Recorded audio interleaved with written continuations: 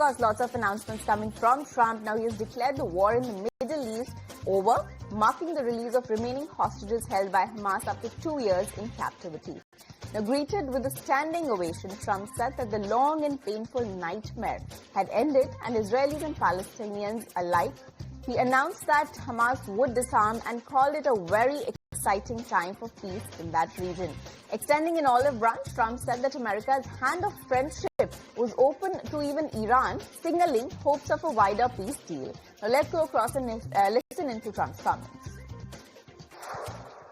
With the historic agreement we've just signed, those prayers of millions have finally been answered. As you know, the hostages have been returned, and further work goes on having to do with the, sadly to say, bodies. Together we've achieved what everybody said was impossible. At long last, we have peace in the Middle East, and it's a very simple expression, peace in the Middle East, and we've heard it for many years, but nobody thought it could ever get there, and now we're there. Civilians are returning to their homes. The hostages are reuniting. I mean, it's beautiful. I'm just watching it backstage. The level of love and sorrow, I've never seen anything like it. It's amazing when you see they haven't seen their mother, their father. They haven't seen them in such a long time, and they lived in a tunnel.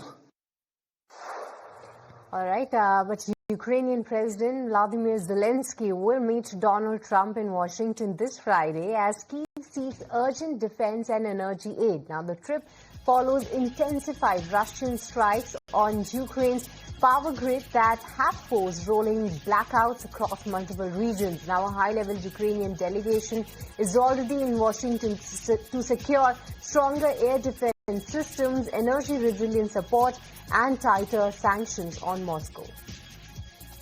Moving on, let's talk about Samsung Electronics, which has reported a stunning rebound, posting an operating profit that is the highest in over 3 years.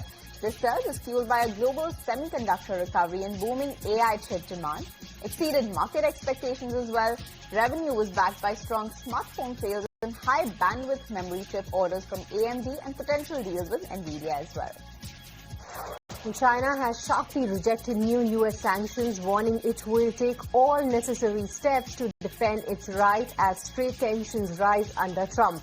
Foreign Ministry spokesperson urged Washington to reverse its wrong approach and resolve differences through dialogue, not threats. Now, seeking to ease concerns, Trump called President Xi Jinping highly respected, saying both nations want stability, not economic harm. Now, Trump remains on track to meet Xi Jinping in South Korea in late October.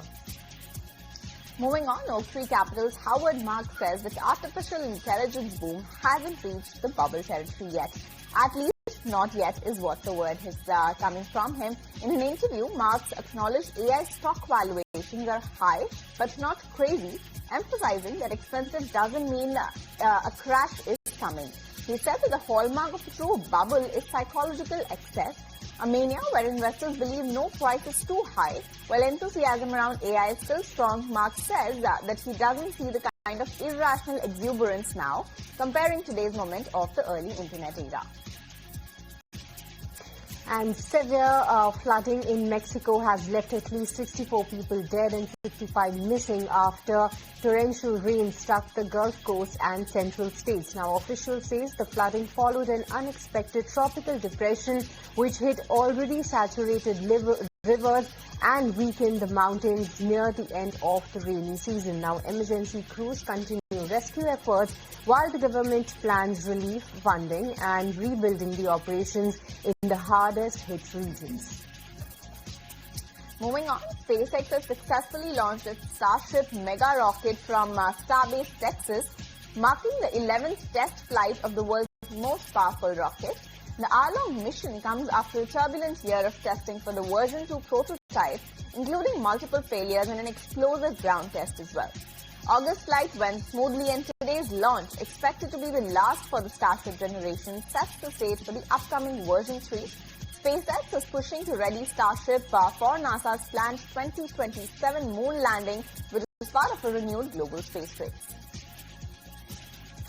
And Minister of Foreign Affairs of Canada, Anita Anand, called on Prime Minister Narendra Modi today in New Delhi. PM Modi welcomed Anand and convinced that her visit would contribute to ongoing efforts to impart new momentum to India-Canada bilateral partnership. And India and Canada also issued a joint statement saying both the countries are renewing momentum towards a stronger partnership. Let's go across to Sumita for more details. That's right. Canada's Foreign Minister Anita Anand met with India's External Affairs Minister Dr. S. Shankar and Prime Minister Narendra Modi. And of course, as an outcome of the talks, according to the joint statement that's been released by the Ministry of External Affairs, both India and Canada have decided to resume ministerial-level discussions on bilateral trade and investment. And both the sides hold the opinion that strong bilateral relationship is essential, especially amidst global uncertainty. In fact, it will help mitigate the vulnerabilities that are arising from shifting global alliances. And this partnership will ensure more reliable supply chains.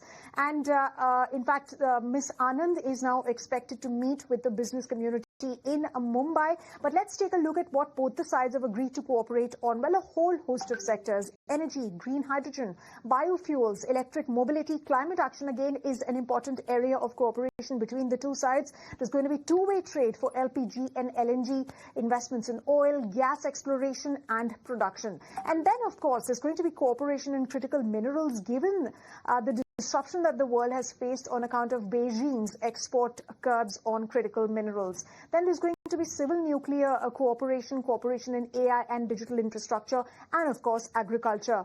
Now, the External Affairs Minister stated that India and Canada are strong proponents of effective multilateralism climate action. So given the kind of disruption that we're seeing globally on account of Trump's tariffs, that's an important statement because multilateralism here has been agreed upon by both the sides. In fact, Minister Shankar also said that when we look at Canada, we see it as a complementary economy. We see another society. We see diversity and pluralism, and we believe that there is a close basis for a close, sustainable, long-term cooperative framework. Remember, this renewed vigor that we're seeing in ties between the two countries is after Prime Minister Modi met with his Canadian counterpart Mark Carney on the sidelines of the G7 summit, wherein both the sides agreed to add momentum to ties. Remember, this is happening after Justin Trudeau, former PM Justin Trudeau's allegations of an Indian link to Hardeep Singh Nijjar's killing, those soured ties. But in the recent past, both the sides have actually worked on improving ties, and now this is a significant day which has come as India and Canada have once again resumed talks, and there is going to be cooperation in several sectors.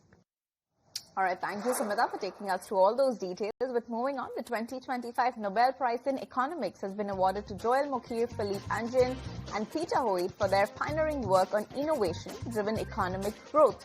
Now, Mokyr is honored for identifying the historical foundations of sustained technological progress, and Angin and Hoyt share the prize for their influential creative destruction model, which explains how new innovations replace old ones to fuel long-term growth. Their combined research has reshaped understanding of how economies evolve through innovation and competition. All right, but to this, viewers, it's time now to slip into a very short